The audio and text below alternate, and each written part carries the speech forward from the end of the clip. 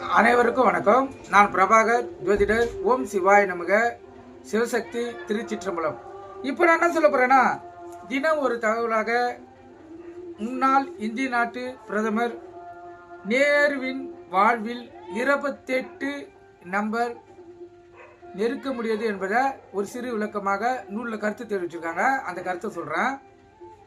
நேருவின் வாழ்க்கைக்கும் 28 என்னும் எண்ணுக்கும் மிகவும் நெருங்கிய தொடர்பு இருக்கிறது.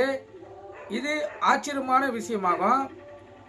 அதாவது எடுத்துக்காட்டுகள் பார்த்தீங்கன்னா, நேரு பிறந்தபோது அவர் தந்தை மோதிலால் நேருவின் வயது 28. இந்திரா காந்தி பிறந்தபோது நேருவின் வயது 28.